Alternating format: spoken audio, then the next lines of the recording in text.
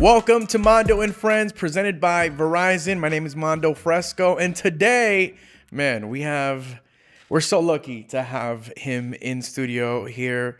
Actor, writer, comedian, musician, legend. I'm gonna call you It's that very today. nice of you. Very kind of Fred you. Thank you. Armisen. Fred, how are you? I'm good. How are you doing? I'm great. We're really happy to Thanks for have the you kind here. words. That's very sweet. We're all fans of your work. Thank you. Thanks. And we're excited to hear your journey and get to know you a little better Sure.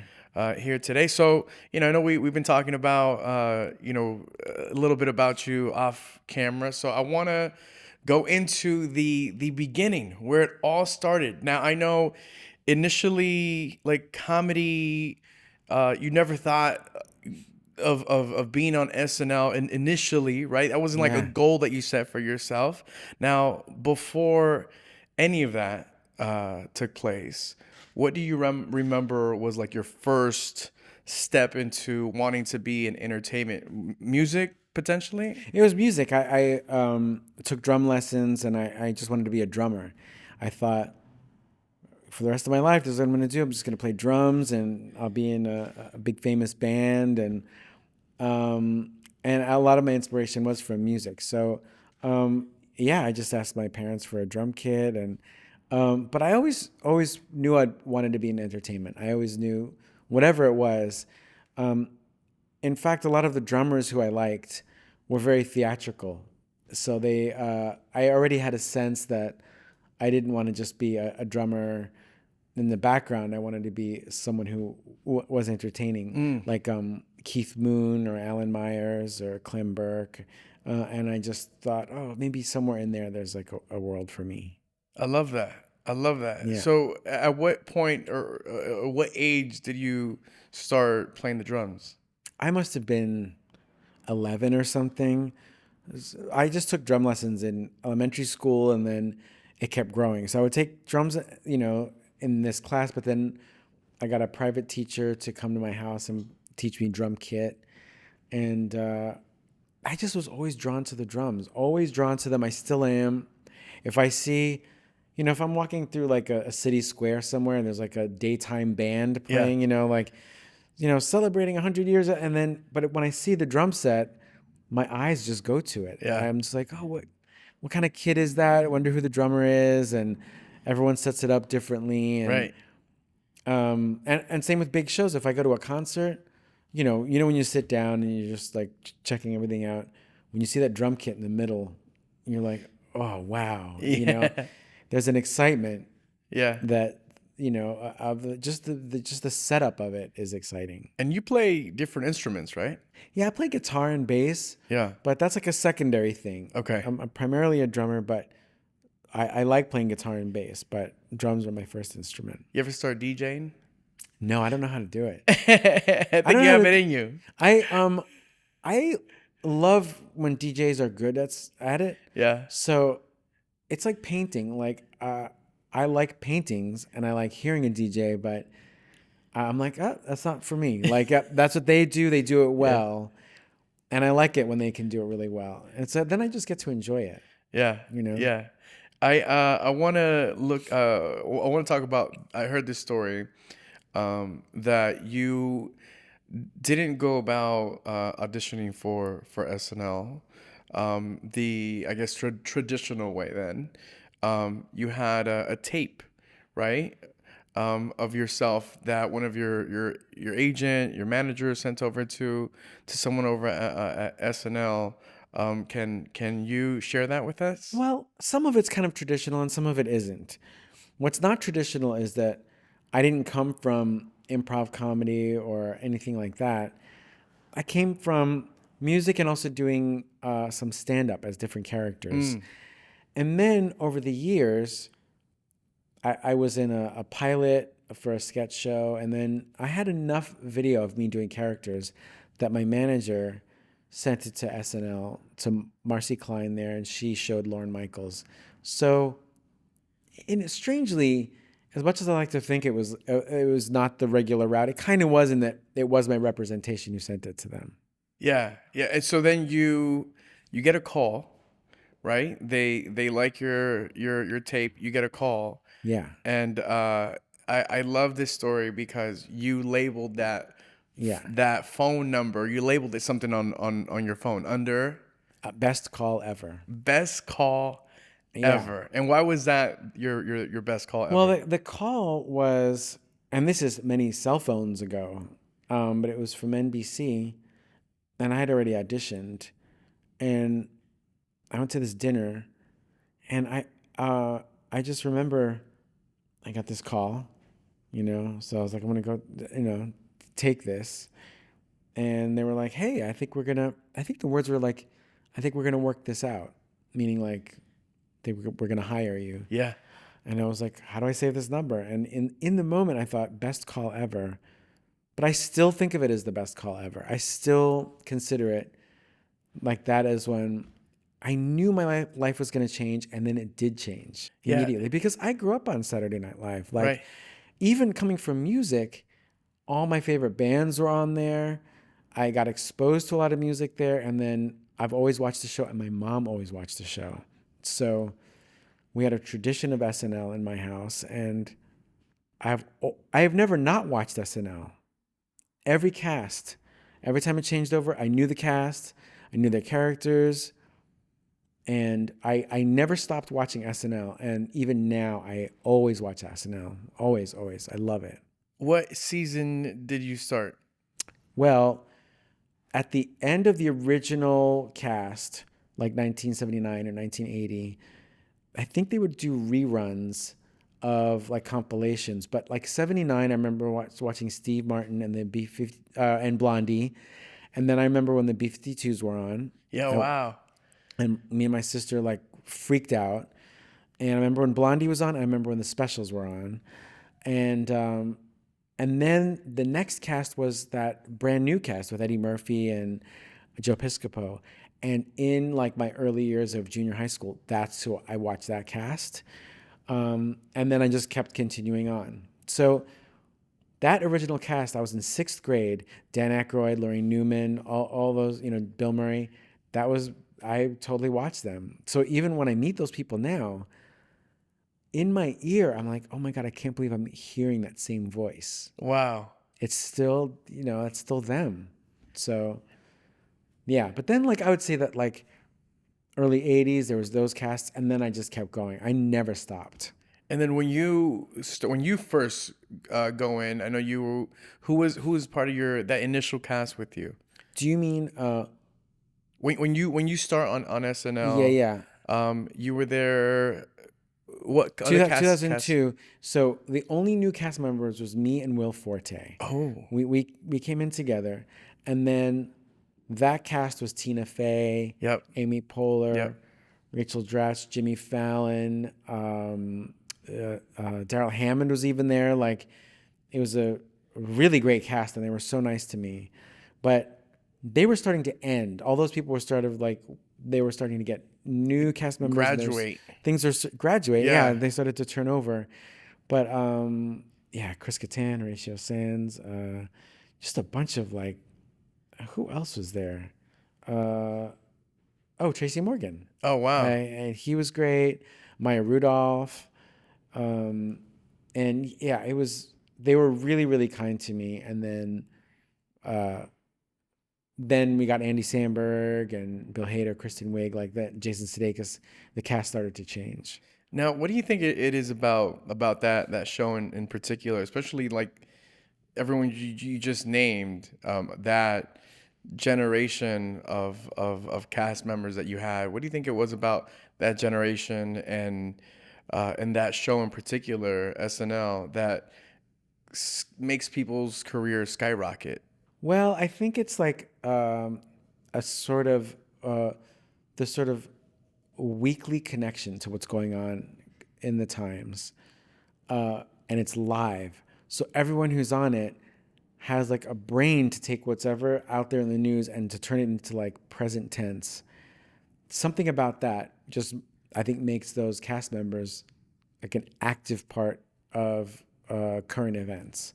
So, and who knows who knows why? I wish I knew the formula, but it is Lorne Michaels who just picks these people and says, well, this person has talent. And somewhere in there, you know, it turns out he's right.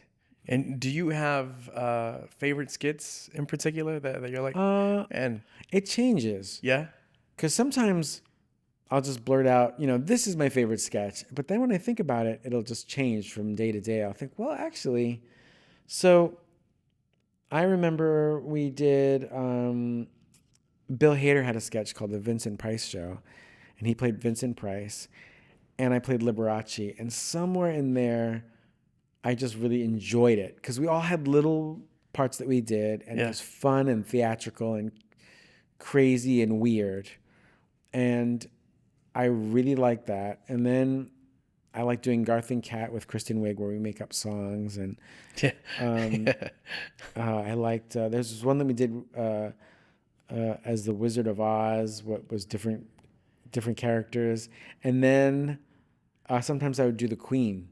Yes. Yeah, something in there like always felt like I remember as I was doing it, I was like, wow, I'm really on a sketch show. This really feels like like a classic TV sketch show. Yeah. You did the Californians as well? I love doing the Oh Californians. Yeah. man, that's probably my favorite sketch. Oh, thanks. Yeah.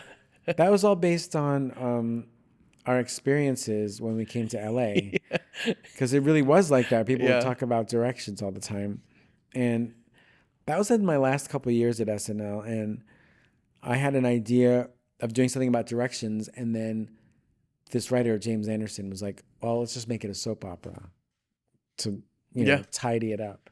Yeah. Oh man, if you guys haven't seen that sketch, please, YouTube it. It's such a, and I'm from California, right? And it just gets me every time, man. And I literally YouTube stuff just to watch you guys do your thing. It was Um fun, and it and really is like that. I still to this day talk that way about taking the 405 to the 5 or whatever. I mean, it just that's how it is. Yeah. Now, I want to talk about your background. A lot of people may not know that your mom is from Venezuela. You're a fellow Latino, very proud one. And I also know that in recent times you have been, I guess, more uh, just waving that flag of Latinidad, right? With the shows that you're a part of, and how was it being a Latino on SNL? How is it being a Latino in entertainment, and what does that mean for you? Well, the first character I ever did on Saturday Night Live was Felicito, and it's a character based on Tito Puente, who plays the timbales. Yeah, So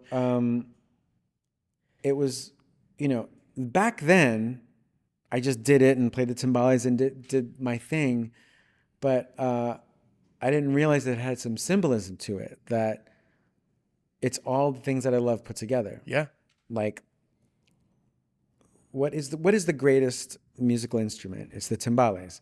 There's no discussion about it. It's the coolest instrument. What's the best instrument is drums. What are the best drums? It's timbales. And to see Tito Puente, I saw him a bunch of times, wow, and he would joke around and he would play and he was amazing.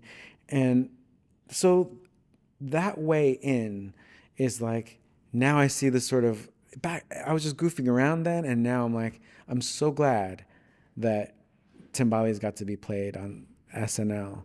And I feel like there's not enough timbales in general. There's Sheila E., and you do see it in some salsa bands, yeah, but Sheila E. was the last person to have like hit music while she's playing timbales, and I'm like, where's the new, where are more? There should be like, but she's a genius. I think the Escovedo family should get like a presidential medal of freedom. They should like, what a family, yeah, because they're also very truly American. right, They're right, raised in California, and I don't know. I'm just like, Sheila E. Well, we have to get a medal for her. right. We gotta get a medal together. Anyway, but it was fun coming up with that character. We did a bunch of sketches that we would speak Spanish in and stuff, and it's fun. it's just an extension where some people can use a different extension with impressions and stuff. It was like something that we could utilize. And then with these other shows, that's just a matter of time. Like it took a long time to sort of get it together to be able to do Los Spookies Yep. Congrats, by the way. oh, thanks. It was a real blast. And um, I remember when I was in a band, when I was in Trenchmouth, we did one song called Sordo Ciego. That was all in Spanish. It's just like, I just feel like it's just Spanish is everywhere. So it's just, I don't know, it's an easy uh, paintbrush to pick up, Yeah, you yeah. know? I feel like when people saw you or see you in doing your craft, I think initially you were just like racially ambiguous, right? Like they didn't, Yeah. we're not really sure. And I think you played that so well too. Yeah. And Thanks. obviously with all your impressions that you do and accents that you're capable of, I think that also um, added to that. Like we don't know where Fred is from, but and I'm sure that also opened up yourself to many characters, right? Just being able to, Yeah. I just wonder if that's, maybe that's happening more as the world changes and I don't know, people travel more or yeah, something. But my dad's half German and half Japanese, but then we discovered it's actually half Korean. So all that mixture of yeah, it's though it sounds like though it is a cliche that uh, America's a melting pot. That's just how my family turned out to be. So it's really fortunate, and I'm very thankful to my mom. When you grew up in America, you just want to be like all the other kids. I grew up on Long Island, New York, and so like I just wanted to be, just sort of like American, right. but my mom taught me Spanish, and I'm so thankful. And now I tell her, I'm like, thank you so much for teaching me, because she could have not. Mm-hmm. She could have been like, no, we're here. Let's just Yep, which happens often. totally. Yeah, And it happened to immigrants in, the early part of I guess the last century, but the same kind of thing. But somehow my mom was like, we're gonna speak Spanish, and I'm so thankful to her for that. yeah. I started my career in radio, and I got my first shot because I spoke Spanish in my audition. And at the time, the radio station that I auditioned for, they were rivaling um, against a reggaeton Spanish station. So the station that I auditioned for was a hip hop station, full English um, hip hop station. But I decided to just because everyone was going up there, and I'm like, you know what, I'm gonna use some Spanish in there, and I threw some Spanish in there. And by the way, when I after audition, I thought I did horrible. I'm like, I'm driving home, and I'm like so bummed out, right? And then the next day, I get a call back. They're like, hey, Mando, we'd like to have you be a part of Power 106. And the guy told me, the fact that you threw in some Spanish in there really made you stand out. So like I think about, and the reason I also started hosting for MTV was because, or got myself in there was because I sprinkled a little bit of Spanish in there, and I always think if I hadn't, who knows what would have been in my career. But like I got these opportunities because I could speak Spanish. So it's just like yourself, I was very grateful that my parents, I mean, they had no choice. They only spoke Spanish. So that's how But still, they could have said like, we're not teaching you or whatever. I don't yeah, know. yeah. Did you save that call as best call ever? I saved it as best call ever. Oh I man. wanted I knew yours was ever, so I wanted to switch it up, Yeah, you got to. You have to just Yeah. to update it. But that's really cool. I wonder if like when you spoke Spanish, I wonder if that also relaxed you. So maybe it's like that you spoke it, but then also that like sometimes you speak another language, you sort of go into like a trance of being of that, Yeah. that it's like a different part of your brain. So I wonder if then when they were watching you, all of a sudden you could like that you were like relaxed in that moment in a different. I'm Right. just wondering. I'm just guessing that might have been a part of it too. Yeah, and maybe because it was my it was a language that my family spoke at home. Maybe Yeah. there's that soothing that just Yeah. happens naturally. It just, it's, sometimes when I see interviews, if anyone's being interviewed in a car, the interview is great because their mind is like a little Looking at relaxed. It's sort of, yeah. So I wonder if that, I don't know. Now I'm Yeah. breaking it down too much, but congratulations. I'm glad you got that job. Yeah, yeah. Thank you, thank you. I want to touch base on the fact that you have been in the industry for obviously many years and have done films and TV shows and series in recent months. Wednesday has taken off, Yeah. and I know as you're walking in our studio today, you were saying how not surprised, but I guess happily surprised, right? You were Yeah. Because you of never know. You never know. Um, and it was a nice surprise. I'm yeah. so glad about it. And not just because, like, it's not that, like, the quality of something, the measure of it is like as long as it's popular, but it's something to celebrate. If something like if a lot of people saw something and brought people happiness, then I'm like, great, you should be able to celebrate it and have fun with it. Um, and it's a cool show. Yeah. So that's the other thing where I'm not like, oh, what is this thing? I'm like, oh no, if it's Tim Burton, you know, Did that opportunity come to you as, hey, we like to have you play Uncle Fester, or yeah, just like yeah, that. wow, And I remember my schedule was a little crazy, and it was very like, well, we got to work out these other schedules. But I remember saying, no, if it's Uncle Fester, we will work it out. We're gonna find a way to be there. And I remember there was a couple of phone conversations, just legal ones of like, well, we don't know if we can get you out in time and this and that. And I was like, well, we being me, I'm going to be there just because I want to. yeah, It's so fun. So we just made it work. Yeah. yeah. What was your initial thought being on set?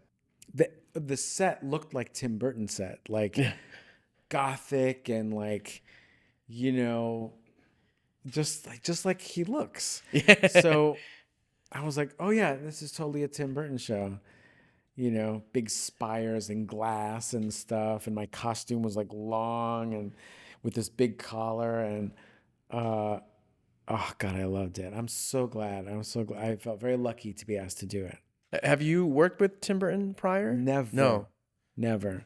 I was like a fan. I actually thought of him as something I'd never meet. I was like, I don't know if I'll ever meet him, but he's the best. And he's a character. And He's a total character. yeah, he's what you would think Tim Burton looks like. Yeah, and then he really looks like that. Yeah. When he showed up, his hair His is hair is all, crazy. Yeah. yeah, he was great, and that whole experience, boy, I loved it. I really did. I just getting to be Fester. That's like a long tradition of a character, and all I wanted to do was honor the character. Like I didn't want to put my spin on it. I wasn't like trying to reinvent who Fester was. I was like, I watched it when I was a kid. This is who Fester is. Oh, so you didn't even revisit like past versions of Oh Uncle? yeah, oh Oh, you yeah. did. I did, but not for me. I mean, I watched it and loved it. Everyone did, Christopher Lloyd. Like that's incredible. But I just wanted to like really just keep it traditional. Okay. Okay. Yeah, meaning like I just wanted to like watched all of those just like it was like a dictionary. Like okay, this is how it is. Nice. So you're on set now, and you had a few scenes with different of the main characters, right? Did you have someone that you enjoyed doing your scenes with? Just a little more. Well, most of my scenes were with Jenna, Yeah. and she's great. She's so talented and focused, but also she's a real leader. So this wasn't a person who was like, "What do I do?" She was following the logic, and I remember there were some scenes where she was like, "They're like, I don't know what the plot point is, but hey, don't forget that you turn this way," and then she would say once in a while she'd go like, "Yeah, but my character doesn't know that yet." I don't find that out until later. So maybe it's little things like that where, Wow. by the way, this is stuff I never even keep track of. I'm always like, I look at the script and I'm like, I'll just do my thing. But she really had like a real encyclopedia in her head of structure and the timeline. I suppose it was more important for her since she's in every episode, but still, that was really shockingly impressive to like correct everybody. So no, I don't know that yet. Yeah. I was like, wow.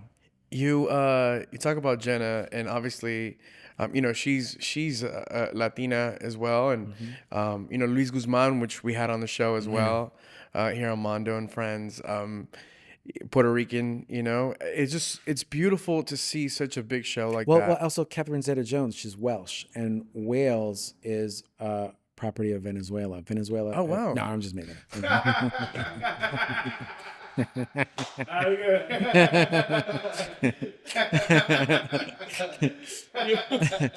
we should. You We should. had me going. You had me going. We should spread that as misinformation. I, if we kept it going, people would be like, after a year, they'd be like, I heard it's part of Venezuela. Wow. That is that is hilarious. Oh, he sold it so well. I was That's a really technicality. wow. I going back to what I was saying. It's just beautiful to see such a big show like that have the success that it's having, and just seeing Latinos on there shining. Yeah. It's beautiful. Yeah. And I mean, going back, I mean, the original show, I mean, Yeah. or the idea of it was sort of Gomez, and who knows what their lineage was supposed to be, but I like that they leaned into that. That was very, very cool. Yeah. Yeah. Now you and Luis, you guys have known each other for a while, right? No, we met doing press for Oh, Wednesday. really? But I mean, I've just seen him so much that it's really weird. I just feel like you know him. I bet he gets it all the time because he's so famous looking. Like he looks like him Yeah. that I bet you a lot of people are like, oh, I know that guy. Because I felt that way. I was like, oh, come on. Yeah. I could pal around with you. And, but he's great. He's like, did you get to talk to him at all? Yeah. He's really great. He's like, he's one of those people that is excited to be working. He's been in a billion movies Yep. and he's still like, oh, I'm very lucky. He'll say like, and that's pretty great. That is not a jaded person. You're like, listen, Papa, I'm very lucky, Papa. Yeah. Yeah. He really is. I was like, very like surprised by that. But yeah, he's great.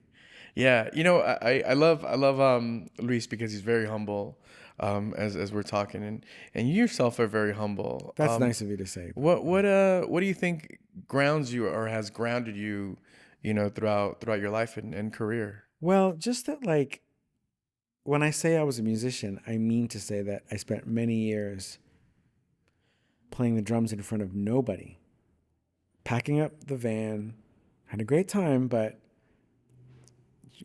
toured the country, set up, nobody there, just show after show.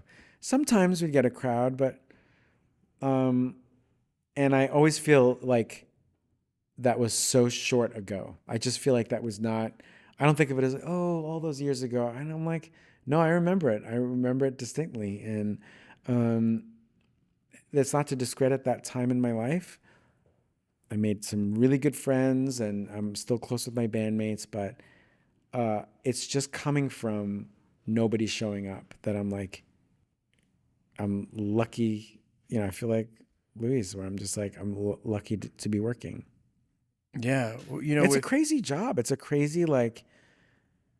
Can you imagine like watching Uncle Fester on TV and in the movies, and then never was I like, that's going to be me. right, You right. know, maybe in a sketch or something, but to even, I'm amazed. I'm amazed that somewhere in that history and lineage of Uncle Fester, there's me. And then it's always surprising to me. What would you say is the difference between playing, let's say, an Uncle Fester on a sketch as opposed to on a series? Um, if it's in a sketch, uh, it doesn't have to be for very long. It's like really quick, and I could just do like the sort of highlights, just the sort of like a couple of taglines, and then that's it.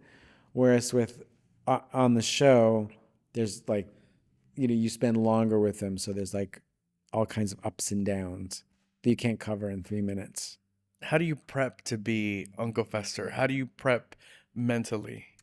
Um, I there was a line in the script where I mentioned someone's name. It was like Olga Malakova, and something about that word. It was like Olga Malakova, and I just kept repeating. So before I started, I was like, I'm just gonna keep saying that word over and over, and it sort of got me into it.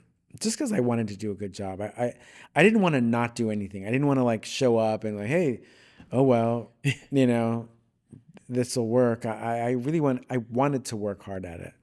I shaved my head. Yeah, I heard. Yeah, I really like. I wanted to like when I said earlier in this that I was going to show up. I also really wanted to be present and really be there, as opposed to clocking in. And just I really wanted to do a good job. Yeah, you watched your scenes, or did you watch the whole I watched my series? scenes when I had to do ADR.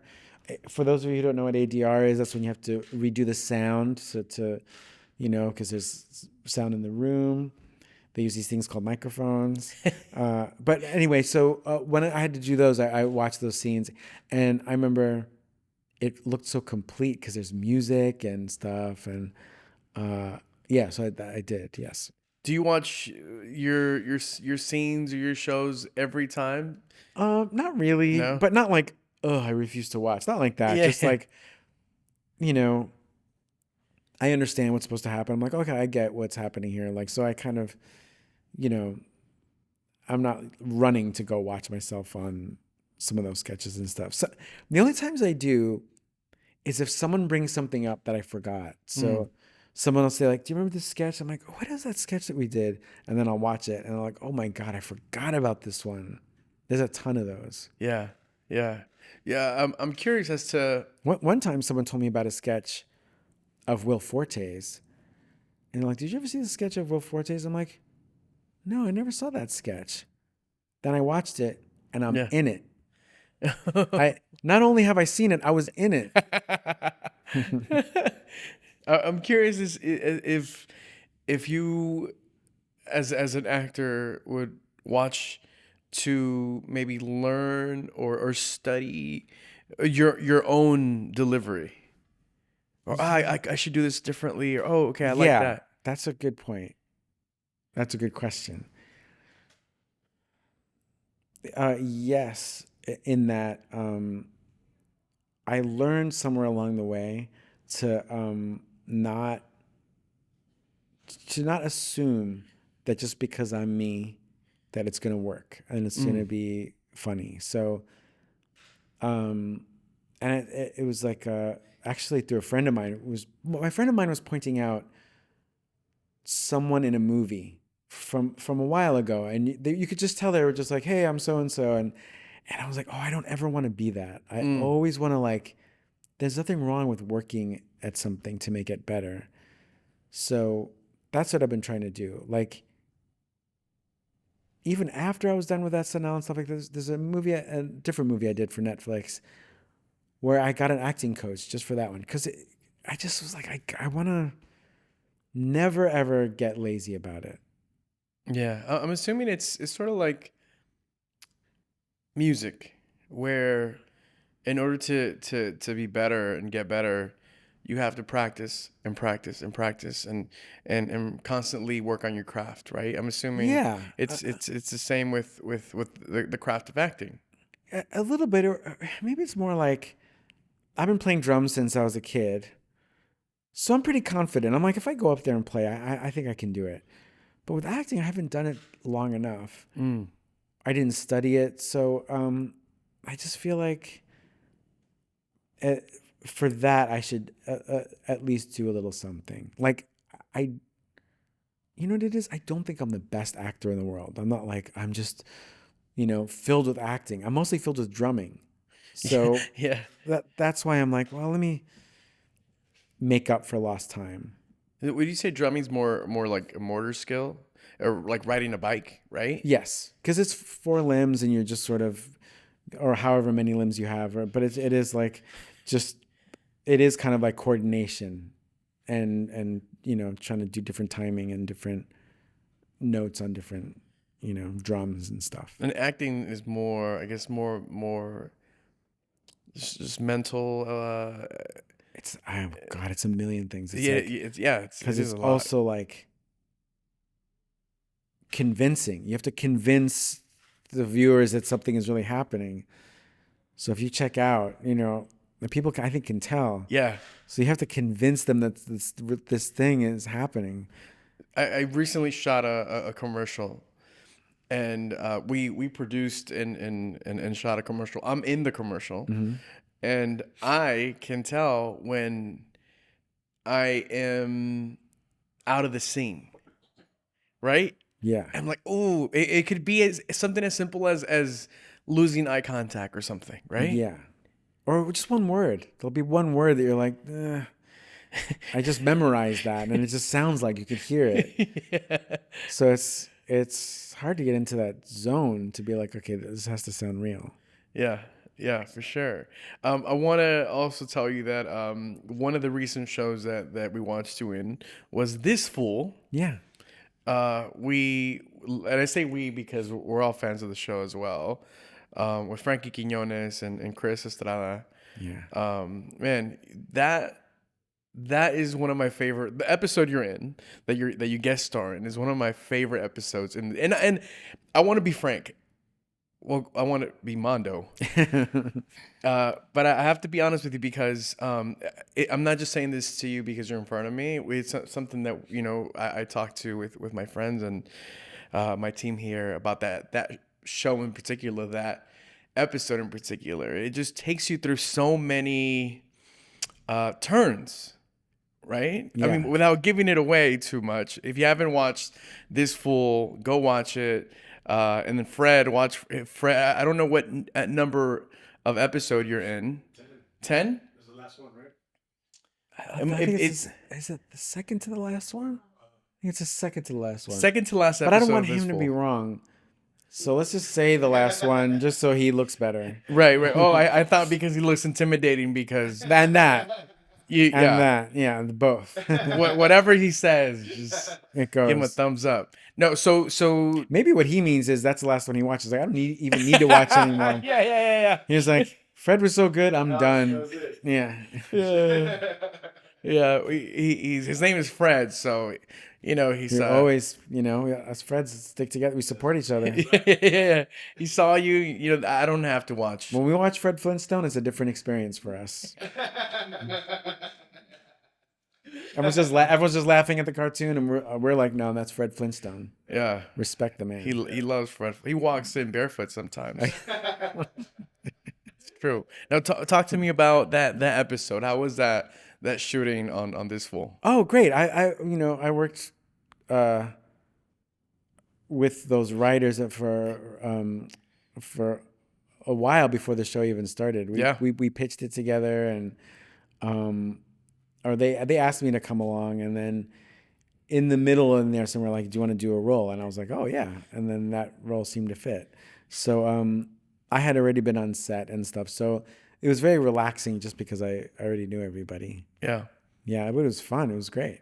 I know you talk about your different characters that you've done in the past. Frankie Quinones comedy, he's done many characters that he does live on stage as well. Have you gotten a chance to see him live, or have you seen some of his? Yeah, I'm very familiar with his work. And have you had him in here? We have.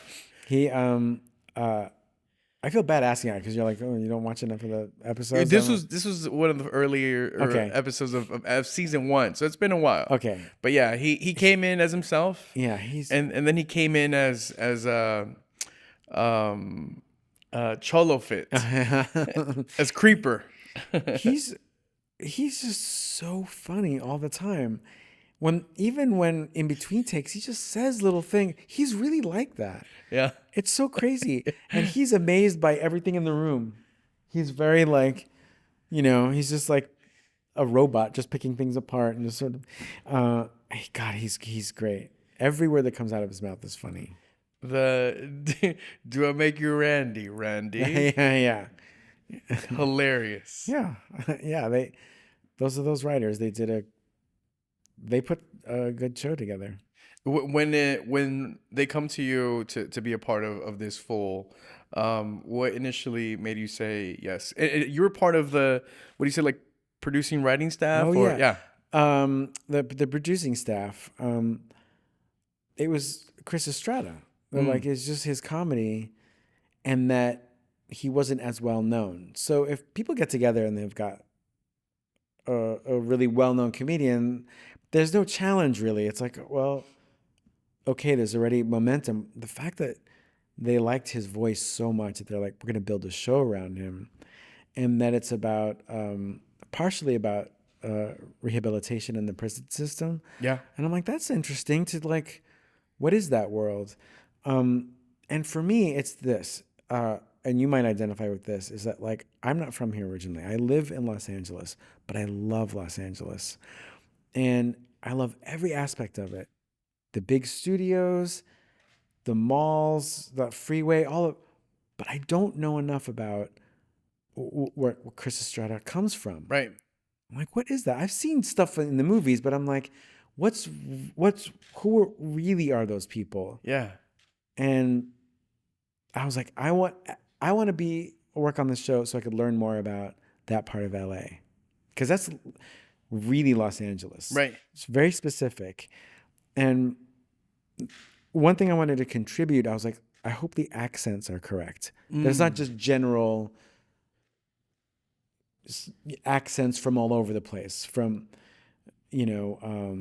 whatever. That it's not like a Puerto Rican accent, right.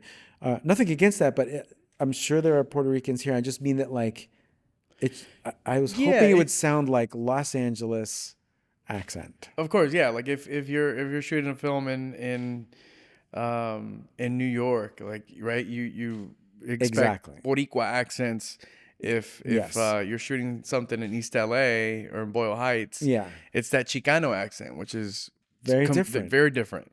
And I think that accent also informs the rest of the Los Angeles accent, in my opinion. I think that when you hear, talking about the Californians and the 405 and, and all that, I think is assimilated into it from all those years and decades of, existing. The way that you break down accents, like you yourself study and hear, you have a different ear for that. And where do you think that comes It's from? just that my parents aren't American. Though they, she's from Venezuela, my dad's from Germany. So that's all it is that like I could hear how my classmates talked and how my parents talked. So it's just that's it, just like a separation of the two. 'Cause I mean, obviously, I've heard you not talk about. I've heard you do impressions, doing different accents, and doing even you. I saw you on Jimmy Fallon, Yeah. where you were breaking down different Spanish Yeah, accents, yeah. and I thought, as a Spanish speaker Mm. myself, I thought that is so dead on. Oh, thanks.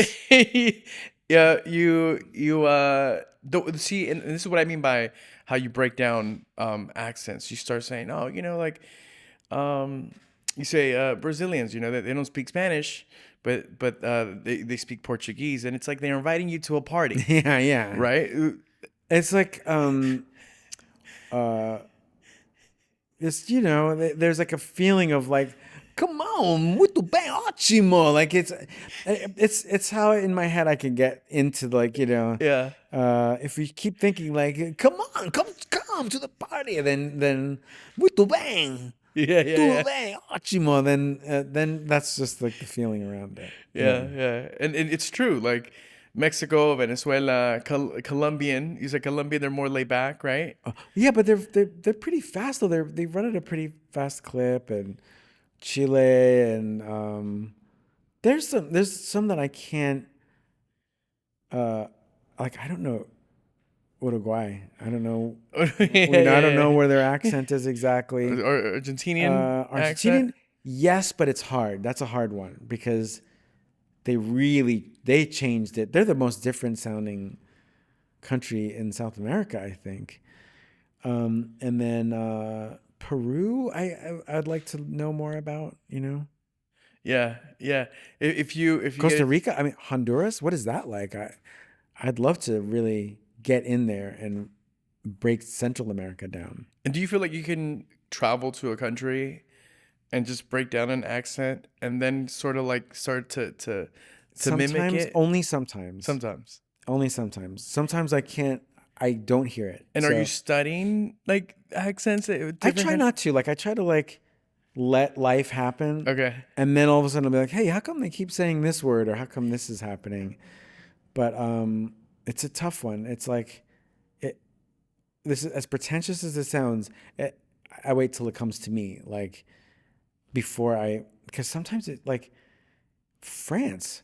I could never break down different regions of France. Mm. Never. It all sounds like one language, one accent. Paris, to me, that's what I picture. But I would never know the difference between that and Marseille or something. You I saw this other combo that you had with Conan, and you were breaking down like the Berlin accent versus Yeah, yeah, yeah. Munich, Munich, was it? because brot, because they pronounce the R's brot and like for bread, and we're in Berlin and brot and brotchen. So that's all. But that's a little easier to grasp because that's like a definite like they do definitely have very Yeah, no, different and accents. I just love how you incorporate all that into your craft, right? They say the more you know, the more you know, the more you're worth. The more you can, just inject all these. The more you live, the more you are able to inject into your craft, which I think is great. I think it's you've. That's my hope. The accents that I can't do, I don't do. Like I don't know how to do a Boston accent. Kind of, but I think it's an impression of people doing Boston. So Yeah, yeah, yeah, yeah, I quietly just don't really do it. yeah. What's the Long Island? Long Island is they want to stall for time. They want to slow things down so they can think about it. Give me a minute. I'd like to think. There's a lot of sort of consideration that they're thinking, and it's a little slower. That's where I grew up. I love Yeah. that. What would you say is the biggest misconception of Fred Armisen? Oh, I don't know. Because then that would mean that like I need people to know something great about myself. You know what I Hmm. mean? So it's like I think people are so generally very nice about me everywhere I go and whatever. If I'm at an airport, people say the nicest things to me. So I'm just like It's true. people You're are right, people are right? people are kind uh and yeah, that so you know I there's nothing that I feel like I need to sort of uh, redefine or anything like that. I For guess in your case, it would be that I could do more accents than I can really do. You know, yeah. But yeah, Yeah, I just sometimes people walk up to, especially when I would do radio, right? Because in radio I was always at 100%, just very animated, very loud, right? yeah. And naturally, I'm pretty chill. I'm a pretty chill guy. I'm introverted, right? So people would come up to me like, Mondo, what's up, man? And the minute they got to see this like introverted dude, they're like, oh, come, yeah, wait, you were just hyping me up just like an hour ago, and Yeah, that would be like sort of a misconception based on my career, I feel. yeah. But it's a misconception. But maybe people do know that about you because I feel like people are just I don't know they're really connected now and they really know the nuances and I bet people are. I'm guessing people also are like, they understand that you've got your normal side too, Right. your quieter side. And do people maybe think that you're like, oh man, tell me a joke, like Fred, you got to be funny all the time. No, I think I'm enough of a weirdo that they know that I'm not like a big joke teller. So I benefited from that. Um, like someone will just come up and start talking about music with me, and so they Right. already know. Um, I think maybe because I wear glasses, sometimes they think I'm more well read, and so they'll make a reference to an author, and I'm like, I don't know who that is. I love that. I love that. I wonder if how many people do that. Like reference an author. I'm like, oh yeah, look up who that is. Oh, you've heard of Yeah, whoever. Raphael Yeah, Dizzy. Didion. I'm like, oh Yeah, yeah, of yeah, of course. course. What would you say is that next phase for you, Fred? That next step, that next chapter for you? I want to just keep making things. Just I love it. I To love getting to create, do it. Making, I live very sort of month to month, meaning like if a project comes up, I'll do it, and I hope that what I do takes me to England and places I want to go to, and I like extended travel. Like I want to be somewhere for like 3 months, mm, and I just want to keep making things in new ways, and but without it being a campaign, like without like I gotta I I'm at this place in my career where like I feel like I did plenty. right, Like I'm like I made my statement. I already did the things I showed that I could play drums, and so I'm not in a place of like if only people would see me do this thing. I think I'm okay, for sure. which is I agree. it's a scary thing, and but it's a really relaxing thing where I'm good, so I don't need to wrestle with my career. When you shot Wednesday, was that in a different country? Yes, Romania. Yeah, I don't know if you know this, but Romania is part of Colombia. They annexed it in 1959. I heard about that. Yeah. Yeah, yeah. So, The so if you go there with a Colombian passport, you're good. They don't even need to see it. They're like, don't worry about it. In you go. We're gonna have to cut that Welch scene out, Fred. Please. Yeah, yeah, yeah. I wanna briefly talk about, or not briefly. I mean, if you go into it a little bit, I really appreciate it. But the conversation that we have a lot on the show is, we talk about mental health. We talk about like mental and physical, right? Taking care of your physical health, your mental health. How do you take care of your physical health? How do you take care of your mental health these days? Mental health through therapy, always helpful to like, at the very least, and it might not be for everybody, but for me, it's like someone just gives you a different angle Yeah. and you reframe it. So if, and it's usually about not understanding something. If there's something I don't understand, it's almost like a resentment. Oh, why did, whatever. Why did the driver take that road? And then if someone reframes it for you, you're like, oh, that's all I needed. Yeah. Like a redefinition, where someone explains the other side to something, which is great. And then physically, I exercise when I can. I try to take walks. I always feel like I want to do more, and then I'm not one of those people who's like able to like get down there and really work out. But it's almost like there is a part of my brain that's like, oh, one of these days, tomorrow. And I once in a while I'll go on a run, but like I wish I had that like every other day I go for a run. But I do this thing where I'm like in the meantime, I'm like, okay, today I'm not gonna go for a run. I am gonna take a walk though, just to do something that like, and it does really help. Yeah. Yeah. I'm sure walks are also part of that, taking care of your mental health part. Yes. In fact, my therapist did say, it's always good to walk and then to look at nature. Because usually I'm not drawn to nature, but she just told me to like if you're something your body kind of like does something when like it is out in nature. Yeah. Yeah. I want to go on a little deeper into you talking about how therapy is just a different angle, looking at things in a different way. For me, I do therapy every week, and it sort of gives me energy. Totally. Because you're not bogged down Yeah, with not understanding something. yeah. It fuels me, and even on days where I'm piled up with things to do, I could I could do therapy for that hour, and I come out like I just drank a Red Bull sometimes, you know? Yeah.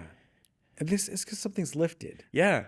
Yeah. So, and it gives you a break where you're struggling with an idea or a thought. And therapy is kind of like to say, okay, let's talk about it. Now you don't have to struggle with it anymore. It's like a total explanation. I love that. Thank you. Thank you for sharing that with Oh, us. yeah, sure. Now it is time for us to go into rapid fire Okay. with Fred Armisen. You don't mean like there's going to be fire in here, right? There may be. If you guess wrong. Oh, yeah. If you get the answer wrong, All right. good luck. All right. The lights aren't going to change? I'm just kidding. Favorite Spanish word? Pobrecito. Pobrecito. Why? I feel like there's a reason why. Because my mom used to say that if she saw someone on the street, having a hard time, ever since I was a kid, she'd say pobrecito. And all of a sudden, it humanized them. And it's like an emotional word. Yeah. Because even if you think of someone, I don't know, you've seen in the news or something, or whatever, a politician, but sometimes whatever it is, or someone in the street. But if you go like pobrecito, you're like, they're just a person. Yeah. And so it's just a powerful word, and it also connects me with my mom. So I'm like, she's a person of empathy. Yeah, that's what I was gonna say. Is it's a very empathetic word. Yeah. Pobrecito, pobrecito. It's like, poor person, but not like in a financial way, right? No, and it's not diminishing them. It's right. sort of like, poor thing. Yeah. In Portuguese, it's coitado, coitadinho. Pobrecito. I love that. Favorite piece of tech that you use? I think the iPad is pretty great. Yeah. I think the iPad during the pandemic, I was able to do videos and play drums for these recordings, and I like that you can watch a movie on there. And I think I'm still pro iPad. I feel like not just because it's there, but I do feel like it's a good. I use it in my stand up, so I do like it. I gotta say. Best singer of all time?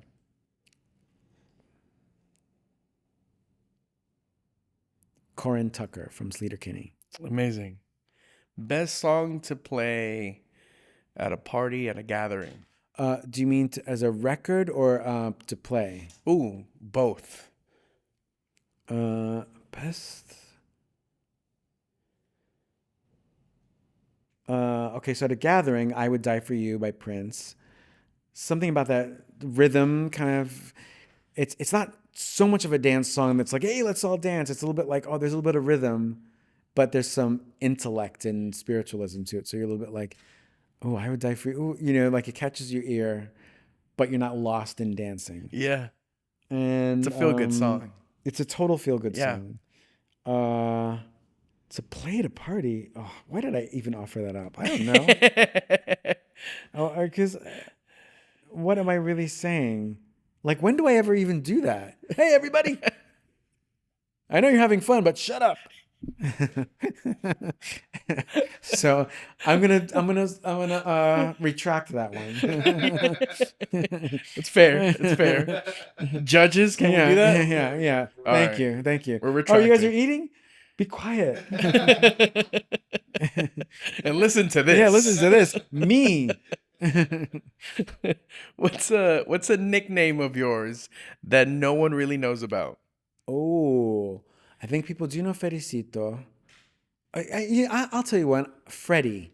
So the diminutive of Fred. Hmm. Not a lot of people call me that, but there was a stage manager at SNL.